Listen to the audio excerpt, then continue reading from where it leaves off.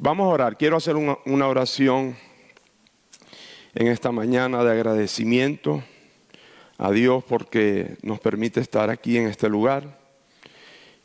Oremos. Padre, en el nombre de Jesús, te adoramos y te bendecimos, Señor. Te damos gracias por tu amor, por tu misericordia.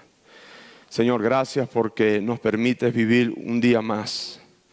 Gracias por ese día más de vida, Señor, que solamente por tu misericordia estamos en pie, estamos vivos. Señor, que tu Espíritu Santo nos enseñe, Dios, todos los días a ser agradecido por tu amor, a ser agradecido por tu misericordia. Que la vanidad de nuestros corazones, Dios, nunca tome control de nuestras vidas. Que el ego ni el orgullo, Dios eterno. Que podamos vivir una vida sencilla, una vida humilde en tu nombre, Señor. Reconociendo que tú eres el dador de la vida eterna.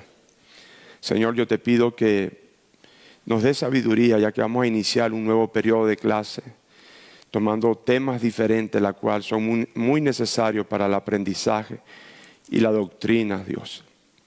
Danos esa sabiduría, danos ese entendimiento, Dios bueno, que podamos ver las cosas bajo tu perspectiva, tu óptica, Dios. Que nuestro pensamiento nunca controle, Dios, nuestras vidas. Porque cuando el pensamiento del hombre controla la vida del ser humano, Dios, todo es imperfecto, todo es separado de ti. Señor, ayúdanos a ver y a tener tu mente, Dios. En el nombre de Jesús. Amén. Bien, hermanos, pueden tomar asientos. Vamos a iniciar, como el hermano Luis lo anunció, un nuevo tema. Pienso que este tema, como todos los temas, ¿verdad?, es muy importante, interesante. Quizás la clase de hoy le podría sonar un poco académica, pero no va a ser así. Así que no podemos separar lo uno de lo otro. ¿En qué sentido?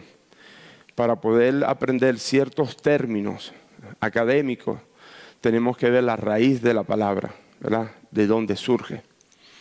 La cual todo se va a desembocar en la Biblia. Vamos siempre, no puedo decir vamos a iniciar con una cosa y terminar con otra. No, comenzamos con la palabra y terminamos con la palabra, porque es nuestra regla, nuestro estándar. Pero sí tenemos que manejar algunos términos y yo le pido de favor que, no son muchos, son 2, 3, que usted abra su corazón, su mente y podamos ver esto de una forma de muy buen provecho a nuestras vidas. Entonces vamos a entrar, a mí me tocó la clase, la ética cristiana, ¿verdad? Vamos a ver algunos objetivos que vamos a estar estudiando durante la clase, pero va a ser una clase de varios domingos. A ciencia cierta no sé cuántos domingos va a ser, pero nos dieron ese espacio para dar las clases. Básicamente son las clases que se estaban dando los viernes. Bien, entonces voy a hablar un poquito, antes de hablar yo quiero que leamos Mateo 7:12, así sentadito. Mateo 7:12, que es un pasaje muy conocido. Este es el principio de lo que se llama ética. Y vamos a ver lo que es eso.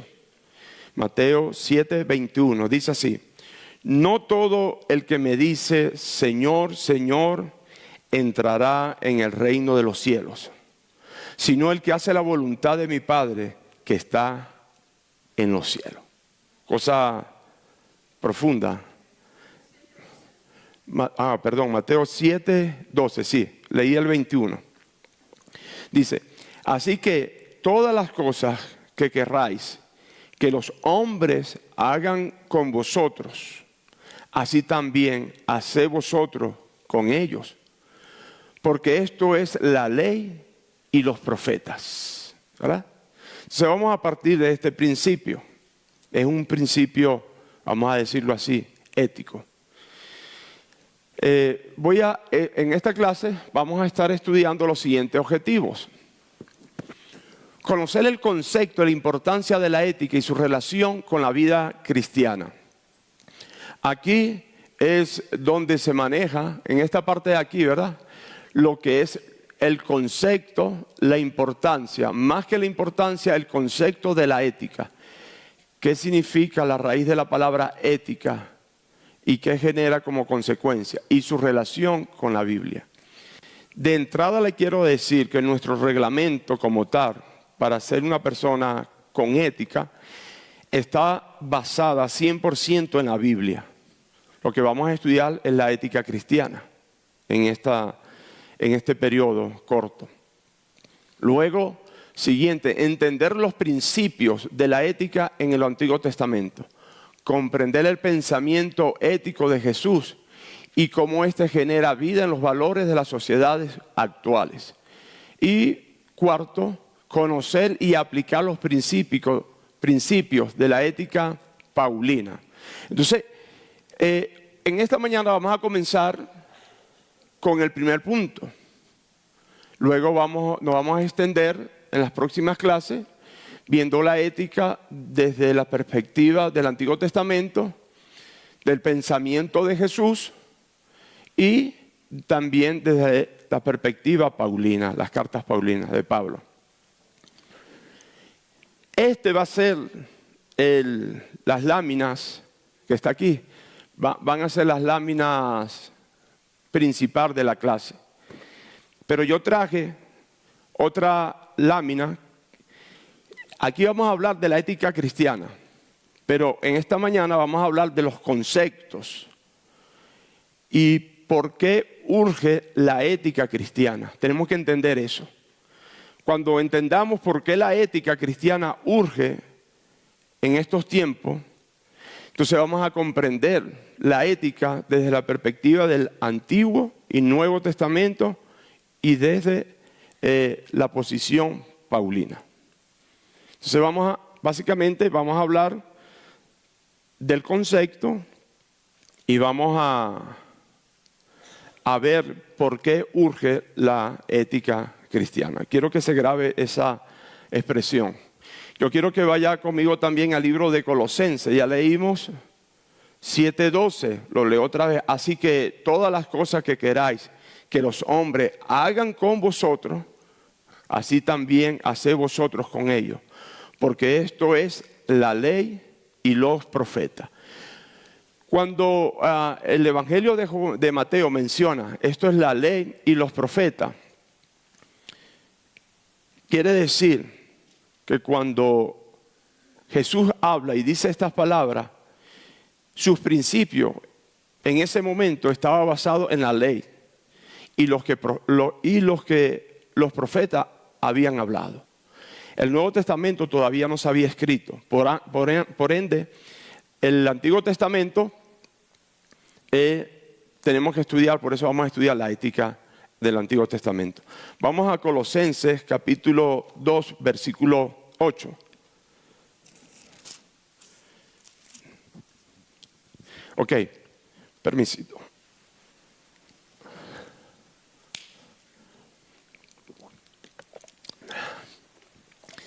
Capítulo 2, versículo 8, dice así: mirad que nadie os engañe por medio de filosofías y huecas sutilezas. Otra vez, mirad que nadie os engañe por medio de la filosofía hueca y sutilezas, según la tradición de los hombres, conforme a los rudimentos del mundo y no según Cristo. Pablo le escribe aquí a los colosenses y los alerta y le dice, hay algo que se está filtrando en la iglesia, que es la filosofía. O sea, la filosofía es el pensamiento humanístico. Ese pensamiento humanístico se estaba filtrando en la iglesia y quería engañar a la iglesia. Pablo dice, tengan cuidado de esos pensamientos, de ese pensamiento, porque le hace daño a la iglesia. Entonces, cuando Pablo expresa nuevamente el término filosofía, es del pensamiento humano, como el hombre antiguo, el hombre griego, veía las cosas. Ok, ya hablamos de los objetivos. Voy a leer un poco la introducción. Dice, la introducción de este estudio de la ética cristiana parte de un principio fundamental. Antes de determinar cómo debemos vivir, necesitamos entender el contexto en el que vivimos. Eso es muy importante. Usted entiende eso, el contexto, ¿verdad? El ambiente que a usted lo rodea o el ambiente donde usted se desarrolla, necesitamos entender ese contexto. A eso se refiere. Voy a mencionar este hombre que está aquí, Pastor Miguel Núñez, porque mucha de la información por ética, voy a decirlo así, ¿verdad? Por principio, yo tengo que citar las fuentes de cada explicación, siempre y cuando no sea de mi propia autoría. ¿Me expliqué? O sea, él es un pastor que ha escrito varios libros y él habla de la ética cristiana, pero el enfoque de su libro es la urgencia que nosotros tenemos de entender la ética cristiana. Entonces, esa fuente no es mía. Tenemos que ser muy honestos. Cada vez que citemos un pensamiento de alguien hay que citar la fuente, porque si no seríamos muy deshonestos desde el púlpito. Dice, utiliza el ejemplo de los hijos de Isaacar para enseñar que el discernimiento del momento histórico es indispensable para actuar correctamente. Ellos no solo conocían la ley de Dios, sino que comprendían su tiempo y sabían cómo aplicar la verdad a su realidad concreta. Hoy vivimos en una época marcada por profundos cambios culturales y morales. La sociedad cuestiona los valores que antes eran considerados absolutos y redefine conceptos fundamentales relacionados con identidad, verdad y moralidad. Me explico. Él da un ejemplo de los hijos de Isaacar, primera de Crónicas, versículo 12. Vamos allá.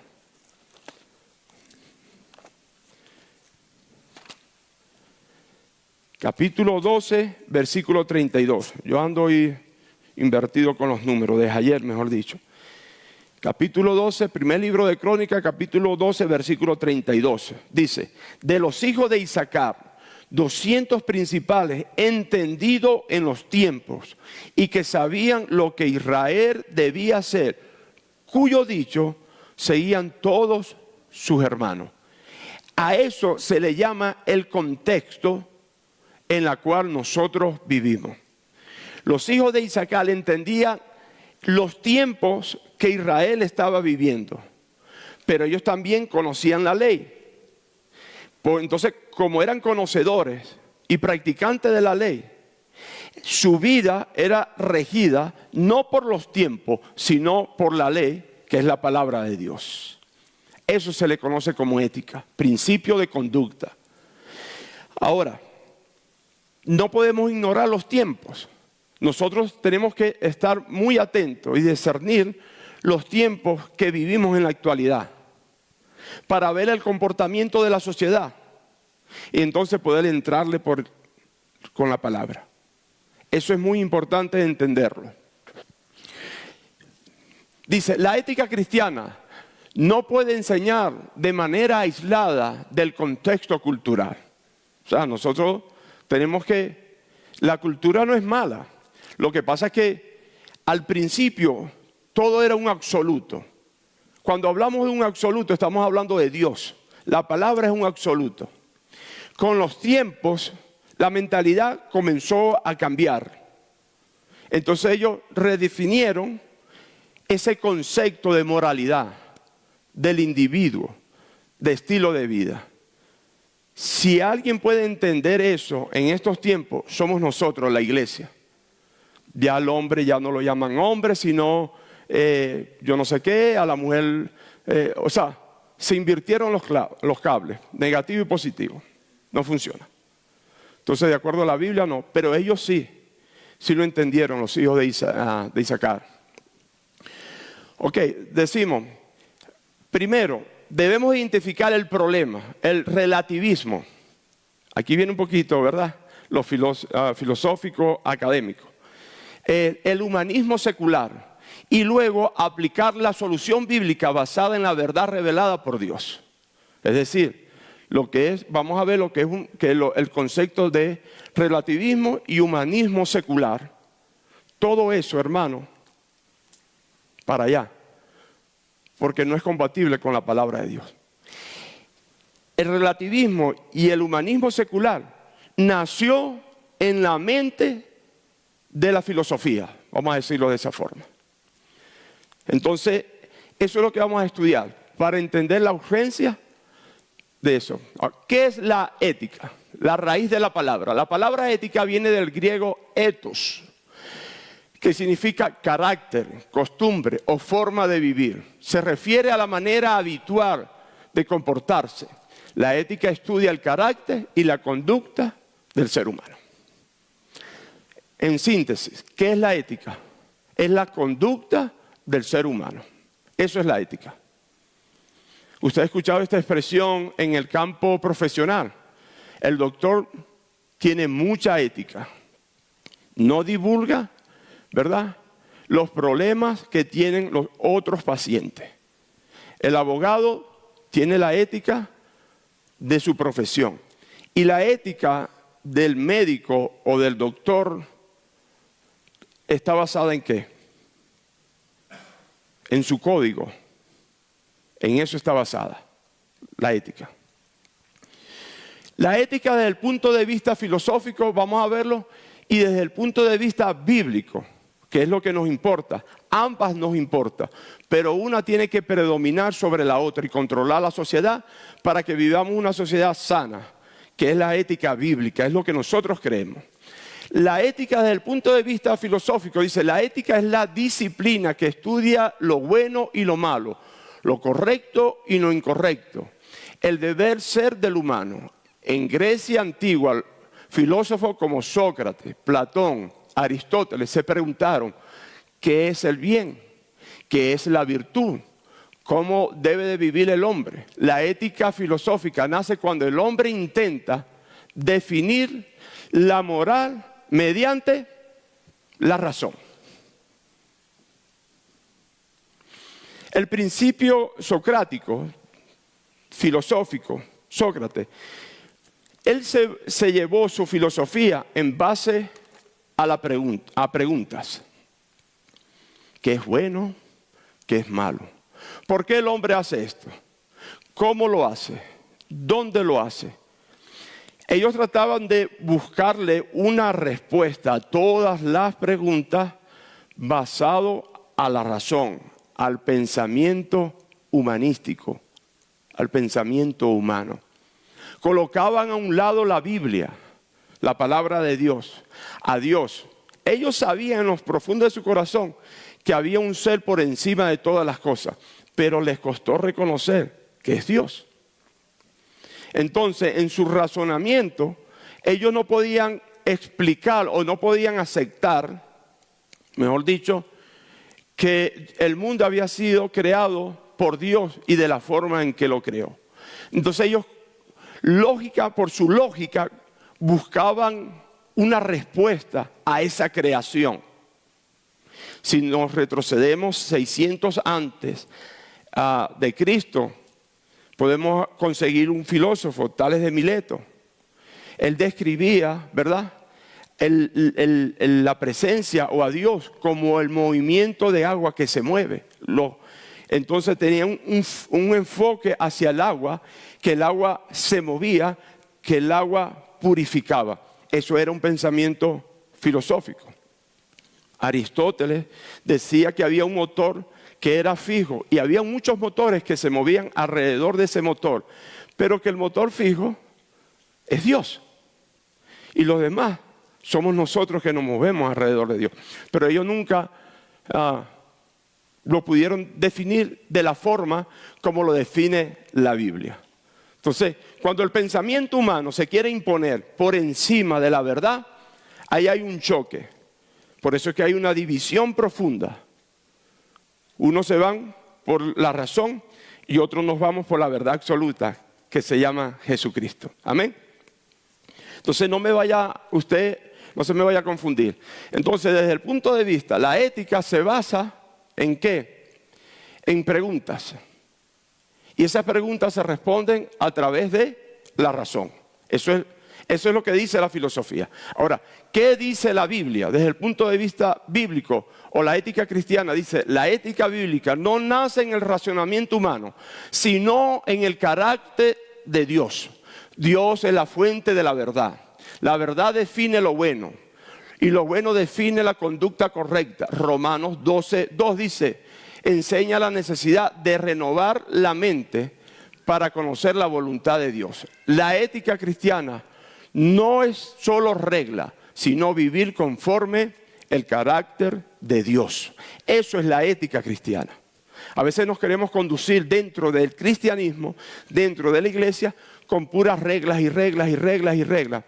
Y ya la regla está. El estándar de vida para un cristiano ya está.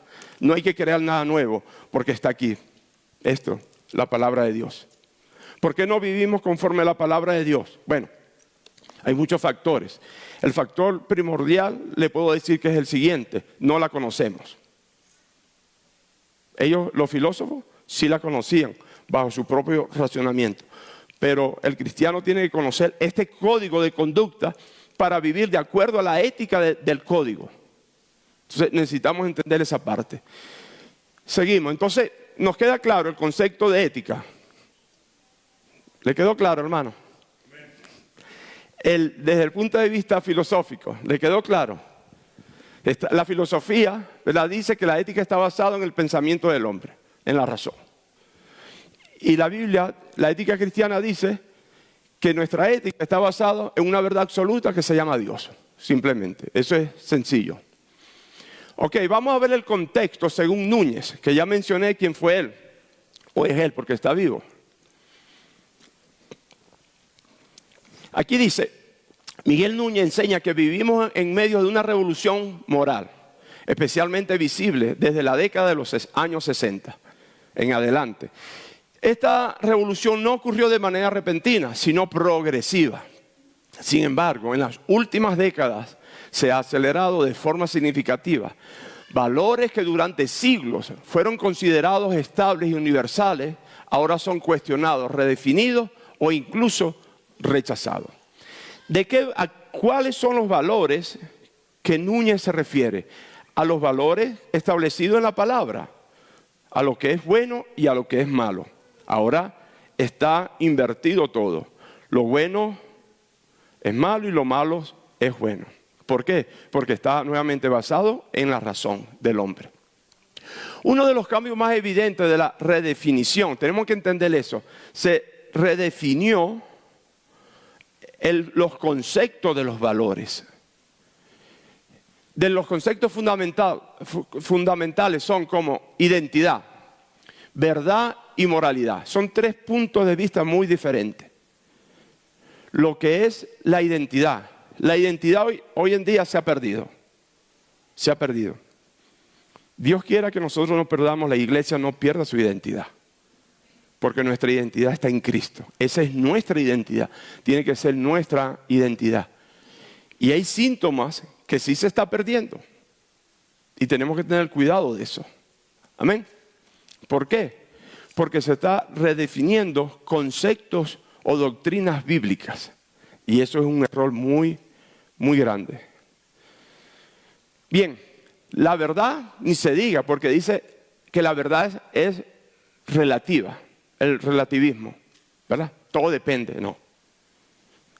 Y la moralidad. La sociedad actual no solo discute normas externas de comportamiento, sino que cuestiona la existencia misma de los estándares absolutos. La palabra estándares dice el modelo, a eso se refiere. Lo que antes se consideraba moralmente incorrecto, ahora puede ser visto como una opción válida dependiendo del contexto o de la opinión individual. Eso se le llama relativismo. El corazón de esta transformación es relativismo cultural.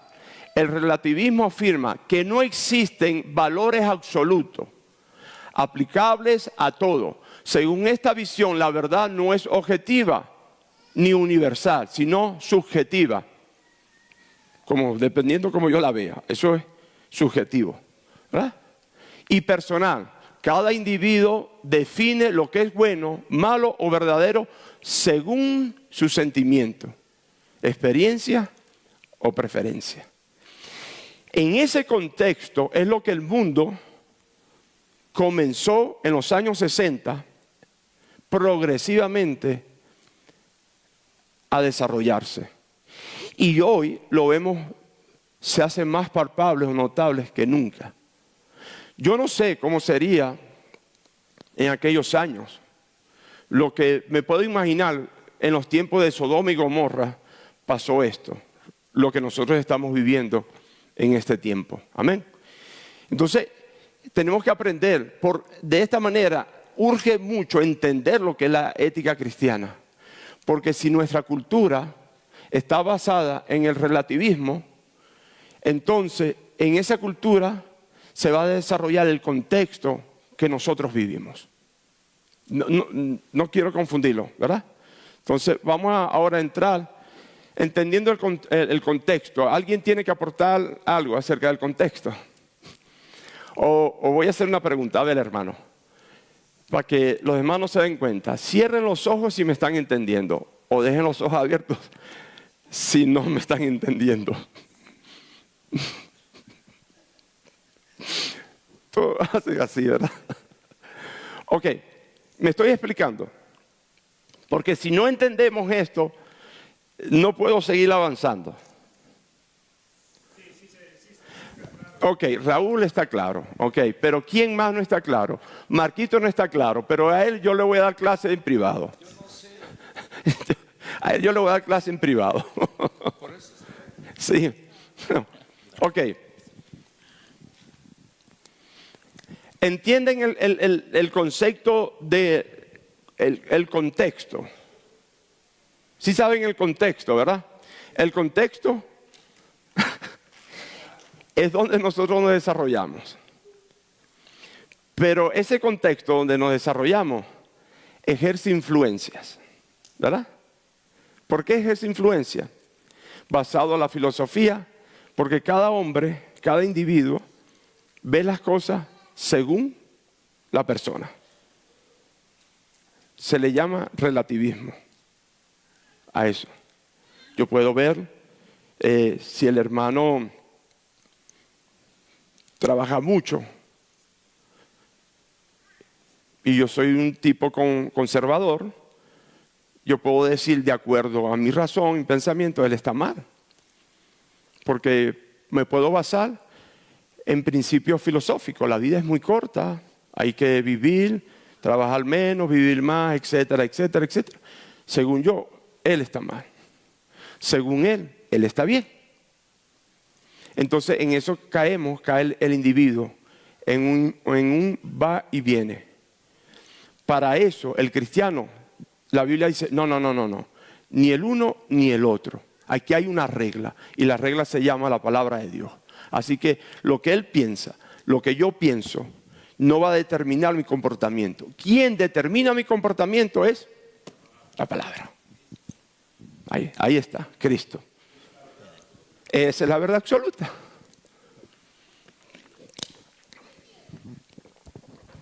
Sí, yo creo que usted está mal, hermano. No, ese es un buen ejemplo de relativismo. Hermano, ahora yo lo cuestionaría a él, porque yo estoy mal, dame tu fuente, dame tu base. Y entonces yo le digo, por ejemplo, en este caso que usted está diciendo y poniendo ese ejemplo, como ejemplo, ¿verdad? Igual yo le diría que usted está equivocado porque la Biblia dice que nosotros diariamente tenemos que trabajar y esforzarnos porque el perezoso perece. Ahí él me mata, ¿verdad? ¿Por qué? Porque él tiene una base absoluta, una verdad absoluta, que es la Biblia. Esa es la forma como usted y yo debemos de responder siempre. Así. Pero si yo me meto aquí en lo que yo creo, lo que yo pienso, yo creo que esto no es así, yo creo que aquí... Sí, está bien. Usted no discuta. Usted siga para adelante, fundamentado en la palabra. Vamos. Yo te tengo otra más. Es que no puede haber dos verdades. O sea, o estamos bien o estamos mal. Entonces, como en el caso de que decimos que todas las religiones llevan a Dios. Bueno, y no todos estamos de acuerdo. Entonces, hay una verdad absoluta. Y lo triste de todo eso es que entre todas las religiones Ahí es donde está el desacuerdo, pero si de verdad usáramos la verdad absoluta, ahí nos daríamos cuenta quién tiene la razón y quién no. Y es donde a veces lo malinterpretamos y es bueno todo esto. Sí, él dijo una verdad, pero esa verdad absoluta, con el paso de los tiempos, de los siglos, se comenzó a redefinir. Y caemos en esto. ¿Por qué? Porque dejaron esa verdad absoluta, que es Dios o Cristo, por convertirse en una verdad relativa, basada en la razón, en el pensamiento humano. Yo vengo escuchando ciertos exponentes por ahí, y me gusta porque uno cree en la Biblia y el otro no cree. Y el que no esté fundamentado, les voy a decir algo, y usted va a coincidir conmigo, el que no esté fundamentado en la palabra y escucha a un ateo, lo convence el ateo. Usted sale diciendo, sale con tantas dudas en su corazón. ¿Por qué? Porque no se conoce esto.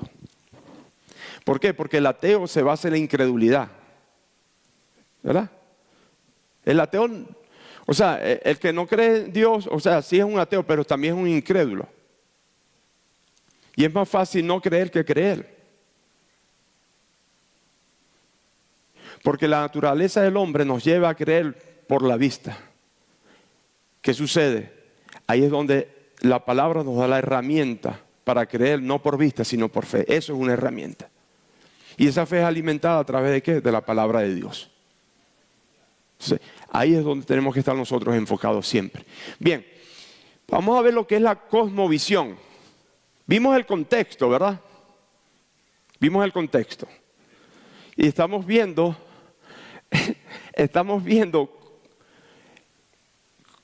la definición de ambos. Ahora, ¿qué es la cosmovisión?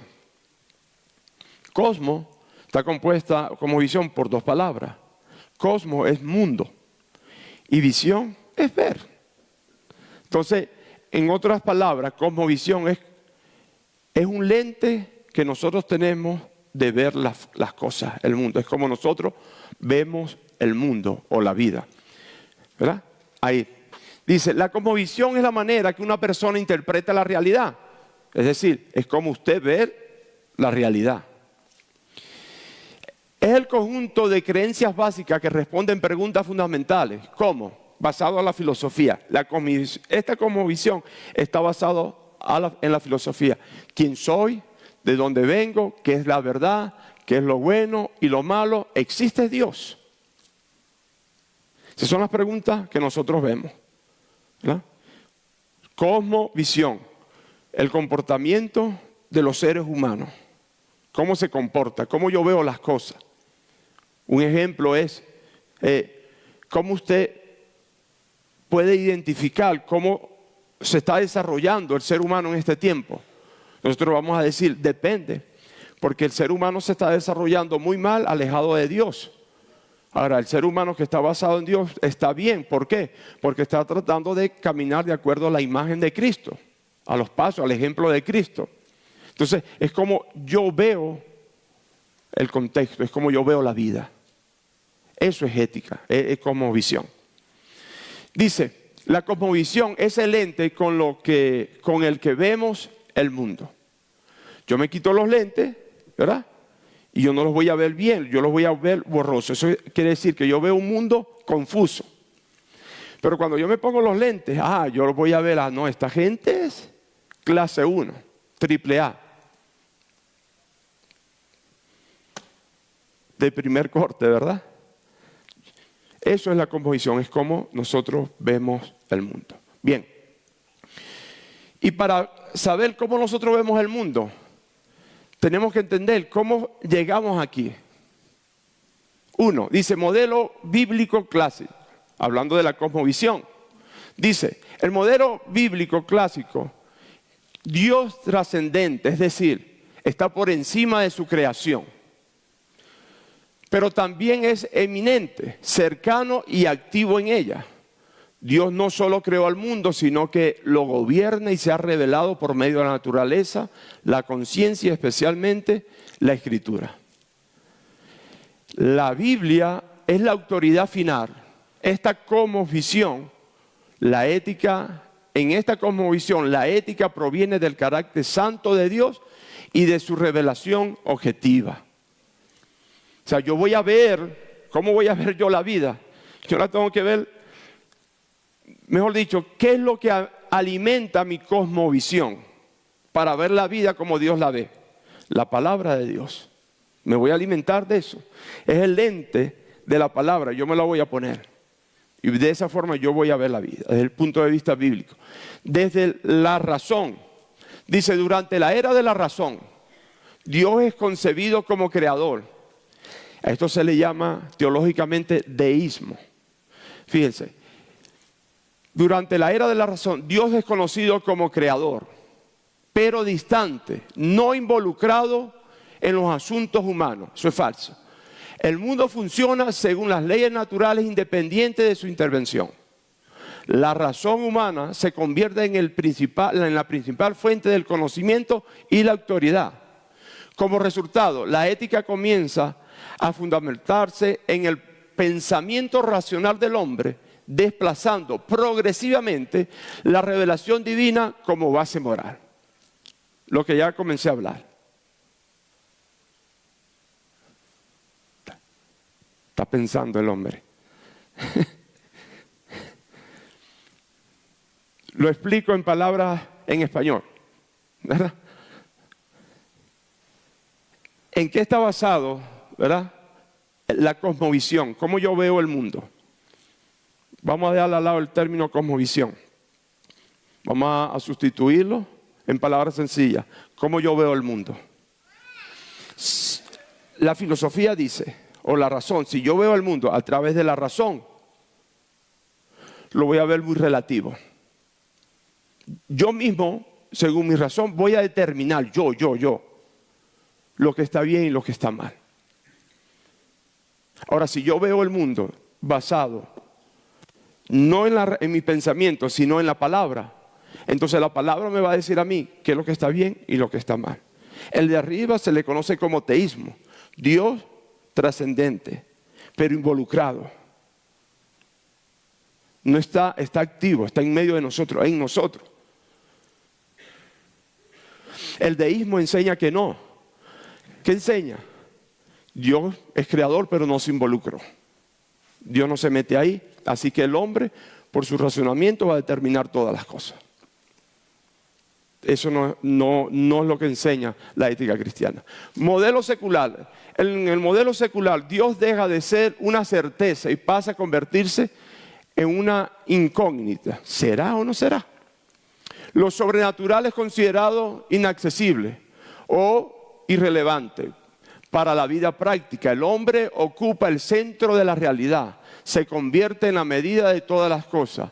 Desde esta cosmovisión, o como yo veo la vida, el mundo, surge el humanismo secular, donde la verdad, la moral, depende del criterio humano y no de la autoridad trascendente que es Dios. Dado todo este pensamiento de la cosmovisión, de cómo yo veo el mundo,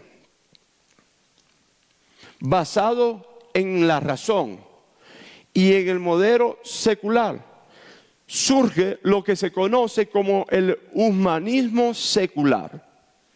El humanismo secular, ¿qué es eso? Vamos a verlo aquí. El humanismo secular es la cosmovisión, nuevamente, predominante en nuestra sociedad. El humanismo enseña que el hombre es la medida de todas las cosas.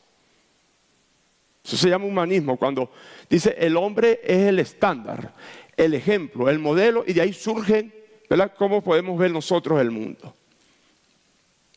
Es decir, el ser humano se convierte en el estándar para definir la verdad, el bien y el mal. ¿Cómo se llama eso, hermano?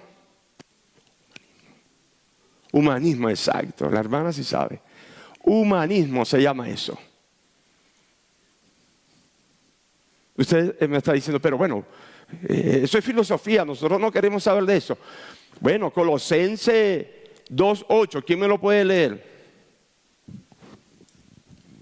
Rapidito, como dicen el hermano Raúl, rapidito. sutiles, según las tradiciones de los hombres, conforme a los rudimentos del mundo y no según Cristo. Ahí está hablando el apóstol Pablo. Yo se lo voy a versión actualizada de nosotros. Que el humanismo no los engañe. ¿De qué filosofía el apóstol Pablo está hablando?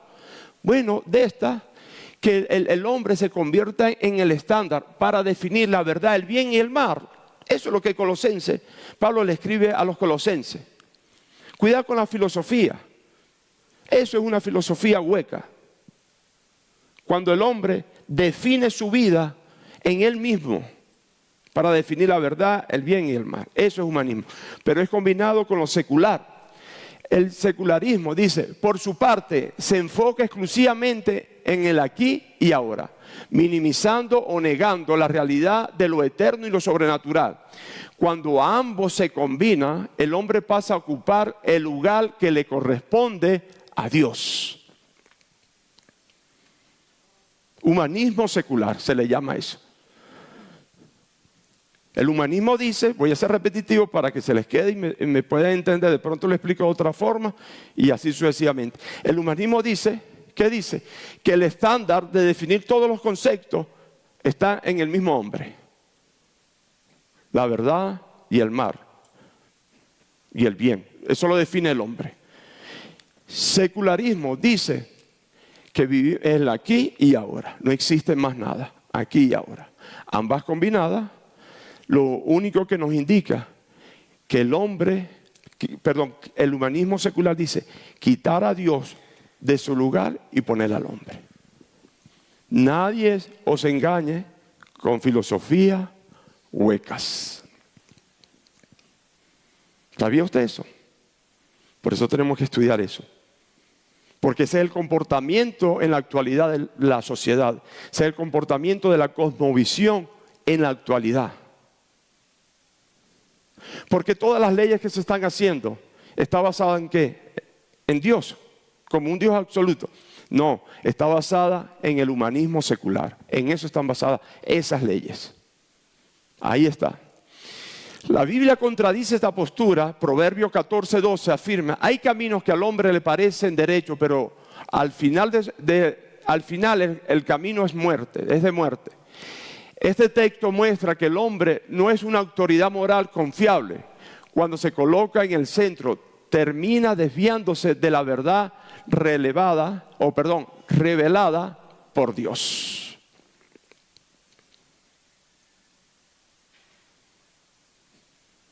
Lo veo callado, hermano.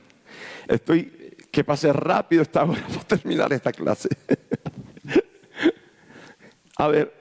Pues no los quiero confundir, no los estoy confundiendo, ¿verdad? Hermana Perla. Dios les bendiga. Amén.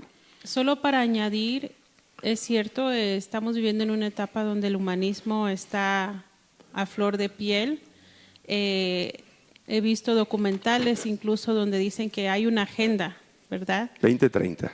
Exacto, amén. Y en esa agenda es básicamente eso, llevarnos al humanismo, hacer a Dios a un lado y poner al ser humano. Estamos como seres humanos, ¿verdad? Que nacemos en pecado y hasta que no llegamos a los pies de Cristo, vamos a tratar de buscar la manera de excusar nuestras acciones. ¿Y de qué manera lo hacemos? Por medio del humanismo. Lo que yo digo, lo que yo pienso no es pecado, está bien, simplemente es otra manera de vivir. Tenemos el homosexualismo, el lesbianismo, ahora con eso que está de moda, los terian, ¿verdad? Entonces estamos en una era donde desafortunadamente estamos viviendo completamente es muy palpable. el humanismo. Amén. Gracias por su aportación. La Agenda 30, hermano Marco, yo podría hablar mucho de la Agenda 2030, muchísimo, pero no voy a hablar porque no tengo tiempo, pero sí la voy a estar tocando. Yo tengo punto por punto lo que quieren implementar para ese tiempo.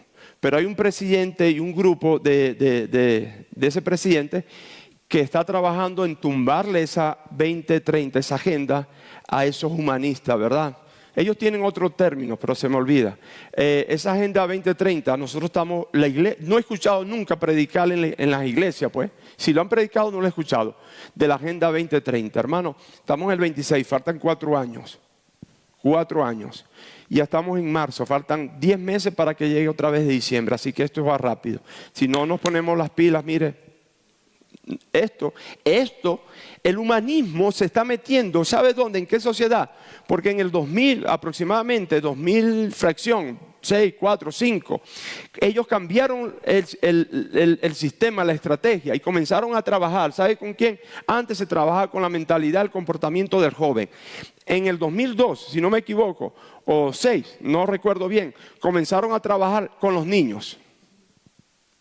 Le era más fácil a ellos. Y la iglesia, dormida. O sea, yo pues. ¿Sí? A ver, hermano Marco. Sí, abonado precisamente a lo que dice, hermano, la mente del hombre es corrupta desde el principio, ¿verdad? Sí. Podemos ver en el libro de Génesis. Pero conforme van pasando los años, podemos ver, por ejemplo, en la época de los grecorromanos y todavía antes, ¿no? El humanismo ya existía, porque estamos hablando de un centralismo, ¿verdad? Y tú estás dando, o diste esa clase, creo, ¿verdad? Me acuerdo que platicábamos, pero vemos a Jesucristo que exhorta al joven rico. Y es un ejemplo claro ahí en la Biblia, de que Jesucristo le dijo claramente, no me llames bueno, porque tu estándar está basado en el humanismo. En el humanismo. Y lo regresa nuevamente a la palabra y le dice, ¿verdad? Solamente hay una forma de ver a Dios bueno por medio de mí. Exacto. Le dijo claramente.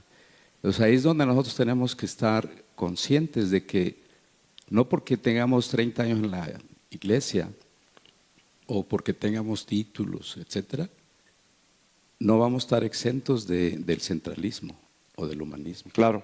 El eje, ¿verdad? Que Sea el contexto. la iglesia, ¿verdad? Tenemos que tener mucho cuidado. Claro. Porque en cualquier momento el ego puede salir, ¿verdad? Y está bien, ¿verdad? Sale de repente, pero otra vez hay que regresarlo como el Señor, que nos exhorte el Señor y nos sometamos a su voluntad, ¿verdad? Amén.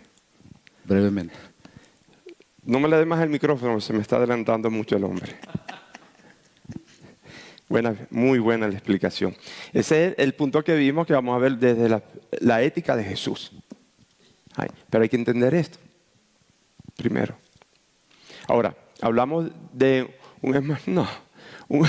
Adelante, hermano. Bien, hermano, nomás aportando un poquito a lo que es el tema principal de lo que es filosofía. Nos acordamos, ¿verdad?, de que los griegos, por ejemplo, eran muy filósofos, ¿verdad? La cuna de la filosofía. Una de las filosofías que ellos eran muy dotados, ¿verdad?, de mucha inteligencia humana, ¿verdad?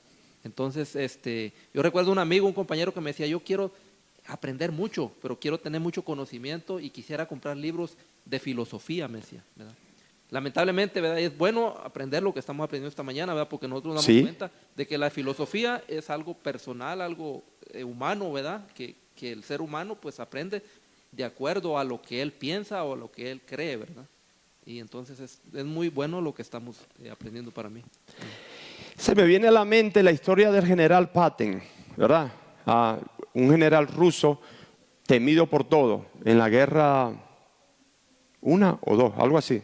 No recuerdo bien, para la fecha soy malo, pero la historia sí me acuerdo bien. El general Patton, ¿verdad?, fue un general y escribió un libro, pero surgió un general de acá del ejército norteamericano. Y ese hombre era invisible, como no lo podían vencer. ¿Cómo? Invencible, eso. No lo podían vencer. Pero escribió un libro y dio a conocer sus estrategias. Y el general norteamericano estudió su libro. Y fue de la única forma que lo venció. Y le preguntaron, ¿cuál fue tu estrategia? Conocer sus estrategias. El libro. Como cuando hablamos con un filósofo, tenemos que ver la debilidad de la filosofía. Tenemos que conocerla. No voy a venir a un púlpito a predicar de esto. Pero Pablo predicó de esto. Jesús predicó de esto porque los fariseos y los griegos en la época de Jesús, me voy a adelantar, ese mundo era un mundo helenístico. Y el mundo helenístico se desprendió de la filosofía, de helenos. Y los creyentes, esa generación que existía en los tiempos de Jesús, que no eran ni hebreos, ¿verdad? Eran hebreos de nacimiento, pero culturalmente no era, porque el helenismo lo alcanzó, es decir, tenía una mentalidad griega, filosófica. Y con esa mentalidad griega, Jesús tuvo que enfrentarse. Con esa mentalidad griega, el apóstol Pablo se tuvo que enfrentar y el resto de los apóstoles. Pero conocían eso. No nos podemos volver muy santos ahí. Eso es pecado, no. Y el amigo, la Biblia dice que el que esté falta de sabiduría, Santiago lo dice, pídala a Dios, que Él la dará abundantemente. Ok, del humanismo se desprenden varias filosofías, rápidamente. Vamos a ver esto. Filosofías que nacen del secularismo. Dice, cuando Miguel Núñez habla de esta filosofía, explica que no aparecen de la nada, solo el resultado lógico de un cambio en la cosmovisión. Cuando la sociedad deja de reconocer a Dios como fuente de verdad, automáticamente necesita otra base para definir lo bueno y lo malo. Esa base termina siendo el hombre. ¿Ah? En las escuelas, él es maestro de escuela, ¿verdad? Y bueno, yo creo que usted no está enseñando eso, ¿verdad, hermano Marco? Él ve eso. ¿Qué pasa? Que cuando una mente de esa se le inserta esta filosofía, llega a la edad que nosotros tenemos. Exacto. Hermano, tenemos que dejar ciertas prácticas. Me voy a atrever a decirle esto en el temor del Señor, dentro del cuerpo de Jesucristo, y volvernos más a la formación de la iglesia, teniendo la palabra como un absoluto. Porque el hombre quiere implementar la experiencia. Si no hago esto, no hago lo otro, Dios no se movió. ¿Quién dice eso? El hombre. Bueno, en su razonamiento tal vez, pero la palabra a mí no me enseña eso. Necesitamos formar caracteres, pensamiento basado en una verdad absoluta, en la Biblia. Y eso nosotros, la iglesia, está fallando. Y no voy a hablar de la iglesia general porque yo conozco y pertenezco a esta. Aquí. Me voy de frente por la calle del medio. Y no es responsabilidad de los pastores, es responsabilidad de cada uno de nosotros. Porque esa formación eso viene desde casa. Y aquí se manifiesta la consecuencia de esa formación que nosotros traemos. ¿Cómo? De la forma como adoramos a Dios, de la forma como hablamos, de la forma como vivimos, nos comportamos, la coinonía con el hermano. Bueno, no los quiero desanimar. Ok, entonces se desprenden de ahí, ¿verdad? Ya leímos. Dice, el secularismo elimina tres cosas fundamentales. Elimina la autoridad divina, la revelación bíblica y la existencia de absolutos morales. Al quitar estos fundamentos surgen nuevas formas de pensar. Ahora, le pregunto yo a los humanistas, si no hay nada absoluto, ¿por qué ustedes determinan que algo está mal? ¿Verdad? ¿Cómo saben ellos? Tiene que haber alguien por encima de, ¿verdad? Y ese es Dios. Eso es lo que necesitamos entender. Amén. Bueno, vamos a hablar materialismo. Dice, el materialismo enseña, escucha bien, que el valor de una persona depende de lo que posee. Fíjese, eso es materialismo. La identidad y el éxito se mide por bienes, dinero, posición social y apariencia eterna. Esta visión produce competencia constante, orgullo en una incitación permanente, porque nunca parece ser suficiente. El corazón se enfoca en lo temporal y descuida lo eterno. Eso es materialismo. Entonces, hermano, está mal que yo tenga un carro, ¿qué tal? Bueno, si usted lo ve mal, démelo a mí. Yo no tengo problema. Ahora, si yo me voy a medir con el hermano por lo que tengo, más importante el valor, eso se llama materialismo y eso es pecado. El joven rico, ¿verdad? Ahí está. Un ejemplo, alguien cree que solo será respetado si tiene el carro más nuevo o la casa más grande y vive endeudado para mantener esa imagen. Eso sí es triste. Lucas 12:15, mirad, guardado de toda avaricia, porque la vida del hombre no consiste en la abundancia de los bienes que posee. Amén. Hedonismo. Esos son pensamientos filosóficos que se desprenden ¿de dónde? Del humanismo, de ahí. El hedonismo enseña que el placer es el propósito principal de la vida. Todo lo que produce satisfacción inmediatamente es considerado bueno, mientras que el dolor o sacrificio se rechaza. Esta filosofía lleva a decisiones basadas en emociones y deseos momentáneos. El placer permanentes y absolutos. Dice ejemplo, una persona decide abandonar su matrimonio porque ya no se siente feliz y busca otra relación que le produzca más satisfacción. Qué fácil, ¿verdad?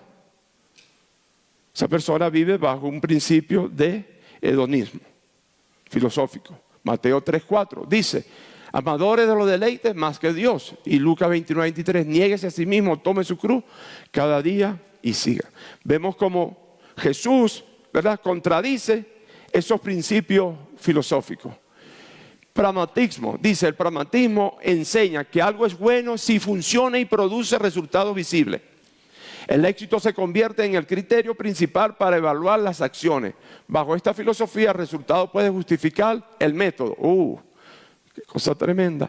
Incluso si contradice principios morales, la utilidad reemplaza la verdad como autoridad final. La utilidad, el beneficio que me da, va a reemplazar la autoridad.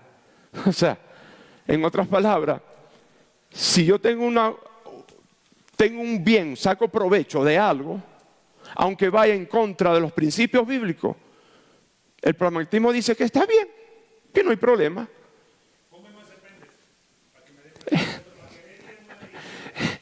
Bueno, aquí dice, una iglesia podría usar manipulaciones emocionales para atraer personas. ¿Por qué? Porque funciona y llena el templo, aunque el método no sea bíblico. ¿Ustedes han visto eso? ¿Cuántos han visto ese contexto eclesiástico? ¿Cuántos lo han visto? Yo voy a hacer esto. Voy a quitar la chaqueta. Hermano, yo lo vi. Yo lo vi. Voy a apagar el micrófono.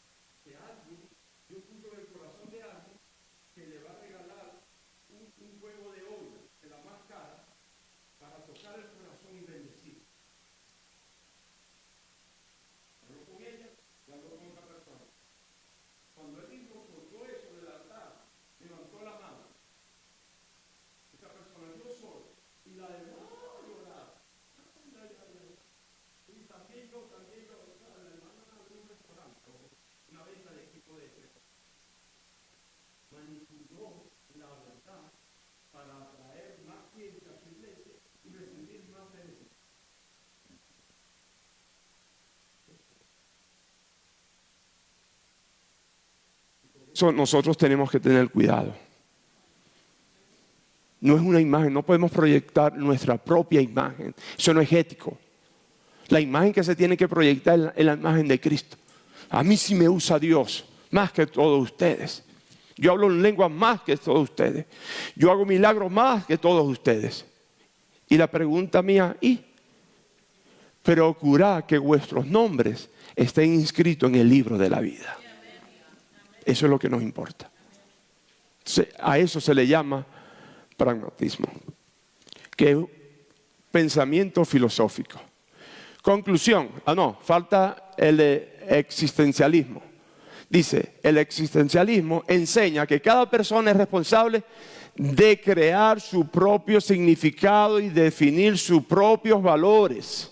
Imagínense, el que es violador, el que es sicario, el que vende droga, ellos crean un imperio. Los traficantes, los narcos, crean un imperio. Y ellos definen su imperio, definen el estilo de vida de ellos. Y para ellos está bien, porque tienen placer, viven bien, tienen poder, tienen dinero, tienen servidumbre, tienen todo. Pero como dice el libro de Proverbios, hay caminos que al hombre le parecen derechos, rectos, pero su final es muerte. En eso tenemos que trabajar. Tenemos que trabajar con nuestro propio corazón. Bien, no reconocen una verdad objetiva universal que gobierna a todos por igual. El individuo se convierte en su propia autoridad moral y decide lo que está bien o mal según su percepción personal. Esto produce relativismo, porque lo correcto cambia según cada persona. Ejemplo, si alguien dice, para mí mentir no está mal, si me beneficia, yo lo voy a hacer. Una mentira piadosa, ¿verdad, hermana? Una mentira. Hermano, ¿qué pasó? Ay, se me olvidó. Mentira, sí se acordó, pero no cumplió. ¿Sabe qué incomoda al ser humano? La verdad. Cuando nos hablan con verdad, nos incomoda y nos molestamos. Bueno, si me voy a molestar por la verdad, voy a examinar mi corazón. Dice, bajo el existencialismo, esa decisión sería válida porque él mismo define su moral. Jeremías 17:9, engañoso es el corazón más que todas las cosas y perverso. ¿Quién lo conocerá? Se pregunta. En este texto muestra que el ser humano no es una autoridad moral confiable. Si cada persona define sus propios valores basándose en su corazón o percepción, terminará engañándose. La Biblia enseña que la verdad no nace del individuo, sino la verdad nace de Dios. Termino. Según Miguel Núñez, esto. Urge conocer la ética cristiana. ¿Verdad? Lo dije con ahínco. Urge conocer la ética cristiana porque vivimos en medio de una revolución moral sin precedentes. La sociedad actual ha abandonado los valores absolutos y ha adoptado el relativismo, donde cada persona define lo que es bueno, malo o verdadero. Esto ha producido confusión moral, crisis de identidad y debilitamiento de la verdad. En un contexto donde el humanismo secular coloca al hombre como autoridad final, el creyente corre el riesgo de pensar y actuar como el mundo sin darse cuenta. Núñez enfatiza que si no entendemos las corrientes filosóficas que dominan nuestra cultura, materialismo, endoísmo, pragmatismo, existencialismo, terminaremos siendo influenciados por ella. ¿Por qué? Porque esa filosofía tiende, número uno, a confundir el conocimiento, el pensamiento del hombre, y la naturaleza del hombre es corrupta y lo que nos gusta escuchar es lo bueno, lo que nos beneficia. Entonces va a decir, pero esto es de Dios. Ya va. Por eso tenemos que conocer estos tipos de filosofía. Bien, la mente secularizada produce una vida secularizada. Por eso la ética cristiana no es opcional, es necesario para discernir el bien del mal y vivir conforme al carácter de Dios. Además, si una base sólida en la verdad revelada, el cristiano no podrá defender su fe ni aplicar correctamente la palabra en decisiones diarias. Conocer la ética cristiana permite al creyente honrar a Dios en un mundo que ha desplazado a Dios del centro. Amén.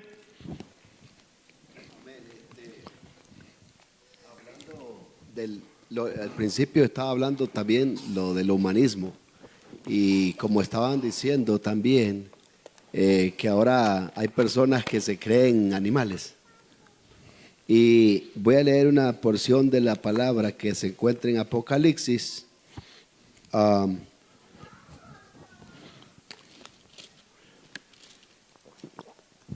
Apocalipsis capítulo 18, versículo 5 dice: porque sus pecados han llegado hasta el cielo y Dios se ha acordado de sus maldades. Es difícil ahorita en estos tiempos, hermano, lo que está pasando, de que es peligroso para ahorita todas estas personas que están desafiando a Dios. Esos pecados que se están volviendo en contra de lo que Dios ya creó, a imagen y semejanza Dios los hizo, y el pecado está entrando a tal grado de que se creen animales, y eso puede traer castigo a la nación que se Claro, rebela juicio. contra Dios. Sí, sí, muy buena su aportación, hermano. Sí, resumiendo todo, ¿verdad? Después de esta conclusión, haciendo una síntesis, podemos decir que el mundo está corrompido totalmente. Eso no son nuevas noticias, eso no es, vamos a decirlo así, algo nuevo para nosotros. Este mundo, el único que lo puede rescatar de la condenación sin Cristo en el infierno, pasar una eternidad sin Cristo en el infierno, se llama Jesucristo. Ahora bien, Él es el único que puede redimir y salvar a este mundo. Pero nosotros como iglesia tenemos la responsabilidad de enseñar esta verdad por medio de la teoría y la conducta de la iglesia. Si la iglesia no da un buen fruto, no tiene una buena conducta acorde con la palabra, básicamente uno con esa mala conducta está viviendo bajo un principio humanístico. Y hay que tener cuidado. Por eso que el autor de ese libro, Ética Cristiana, dice que nosotros nos urge conocer la ética cristiana. ¿Por qué? Porque la ética cristiana nos enseña a vivir como Cristo vivió. El apóstol Pablo dijo: sé imitadores de mí como yo lo soy de Cristo. ¿Qué quiso decir el apóstol Pablo? Bajo el contexto de la ética. Yo tengo una ética. Yo tengo un estándar de vida y ese estándar de vida se llama Jesucristo, la palabra revelada en mi vida.